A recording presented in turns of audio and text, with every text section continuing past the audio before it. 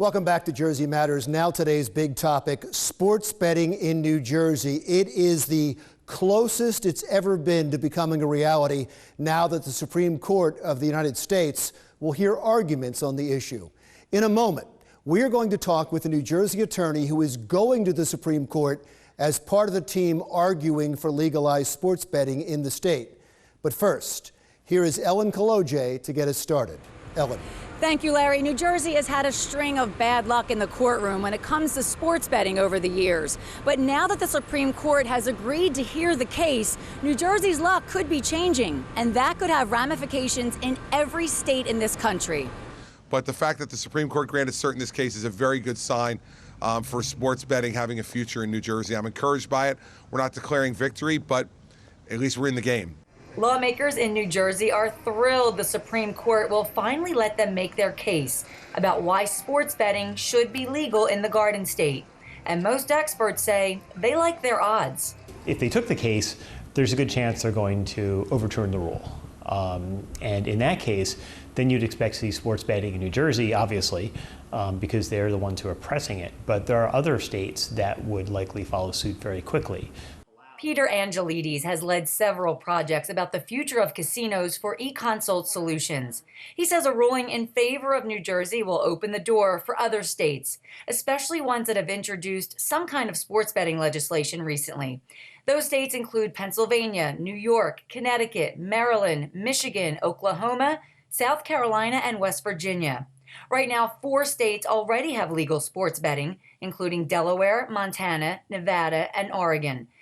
New Jersey State Assemblyman Ralph Caputo has been involved in the fight for years. He says the fact that the court even agreed to hear this case is a good sign for the state. If they had denied it, there would be no discussion at all. This is very promising. My best guess is that the Supreme Court hears it and says, you know what, you're right, New Jersey. This is something you should be allowed to do. Or more to the point, something the feds can't stop you from doing. That's my best guess, because otherwise, why would they hear it?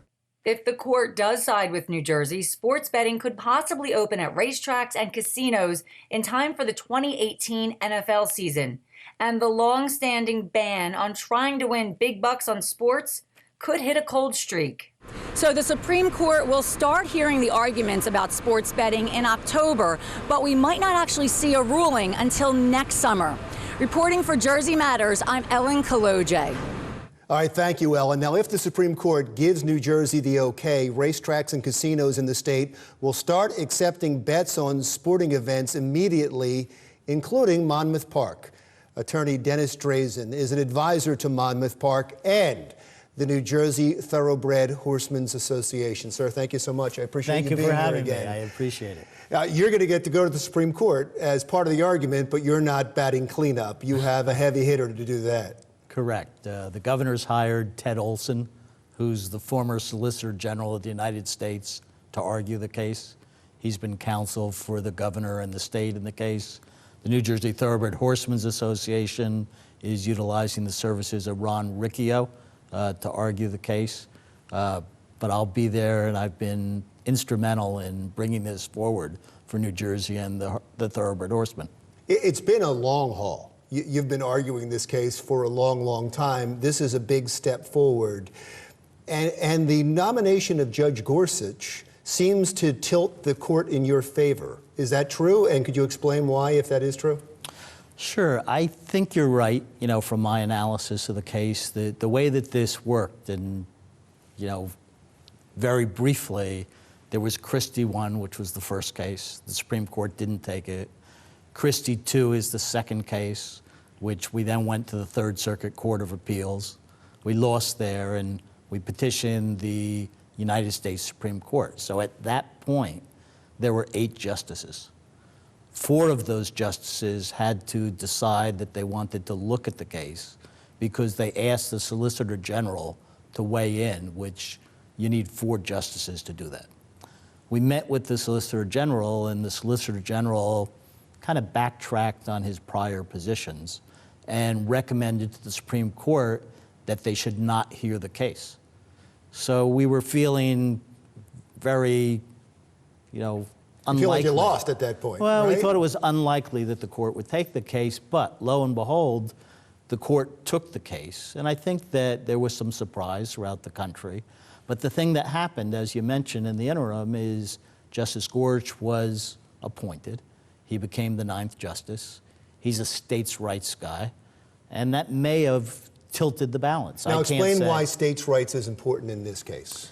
States' rights is important in this case because we believe every state should have the right to control through the will of its citizens what they want to offer in their state. It seems like this is going to pass. At least when you look at it, it seems like it's going to pass, especially in 2017, because the argument by the NHL, the NBA, by the amateur and professional sports is that the sanctity or the integrity of the game would be diminished if there was this betting. And yet, people are at the venues betting on their computers, so it seems like it's not valid in 2017, that argument. I agree with you. My belief is that the Supreme Court will hand New Jersey a victory in this case, that they will say that the partial repeal, that New Jersey passed, can move forward, and that we will be taking wager in New Jersey. But you raise a good point. When this case started, the league said this was all about integrity. And at the same time, the leagues and their team owners, are involved in fantasy gaming, FanDuel, DraftKings. They go and have their games in other venues where they permit betting. You have tournaments in Vegas. You have games in London. Franchise is going to Vegas. And now, as you point out, 31-1, they vote that the Raiders can come to Vegas. And there's an NHL franchise there. And the culture has changed in this country. This is a $400 billion illegal industry in sports betting. That you're being prohibited from. We're being prohibited. So let's go through this because we only have a couple of minutes left. Sure. If this goes through, it's not just New Jersey that will be affected, right? Every state will be able to have sports betting. Not necessarily. So what you have to do is you have to consider what will the Supreme Court say. The Supreme Court can say that New Jersey's partial repeal is valid, and you can proceed to offer it at racetracks, casinos, and former sites in New Jersey in that type of context, which is the repeal of prohibitions. So every state would have to do that if they wanted to. They could go back and do correct. that. But the Supreme Court could also say that PASP is unconstitutional. And then that opens up the country, to really have sports betting every place. But I believe it's going to be a states' rights issue. So just because the court, assuming they rule that way, says you can do this any place, they can do the same thing as New Jersey, that doesn't mean every state's going to want to have sports betting. Let's talk about New Jersey for a second. The way the timeline is on this, we probably wouldn't get a decision until early next year, right? Correct. At this point. And if that happens, is Monmouth ready to go? They can take sports bets the next day? We've been ready to go. I would imagine all the casinos and all the racetracks will be ready to go. I mean, if they think this ruling's coming, everybody will be ready to go. Well, right? Monmouth Park's ready to go. I know. You're just here for Monmouth Park. No. What I'm saying is that when all this started, Monmouth Park was the only one willing to do it because of regulatory issues. We don't have licenses in other states. But why wouldn't it be? If you had another, I don't want to, listen, I know you're here from Monmouth Park. Let's talk about how much money it'll mean to Monmouth Park. Sure. We believe that the United States as a whole handles $400 billion in this type of revenue. So New Jersey, based on the demographics and our consultation with experts, is probably a $10 billion market. Which would be great for the economy, it'd be great for the state as far as taxes go, it'll be great for Monmouth, it'll be great for Atlantic City casinos, so it would be a win for the New Jersey across the board. Yeah, we think it's a net effect for Monmouth based on our revenue share in the state, which we see at about 10% of the home market. It's probably going to produce a gross of $75 million in revenue.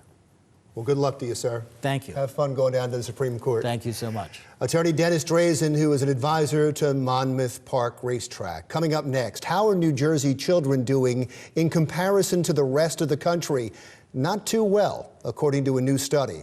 We'll talk about it when Jersey Matters continues.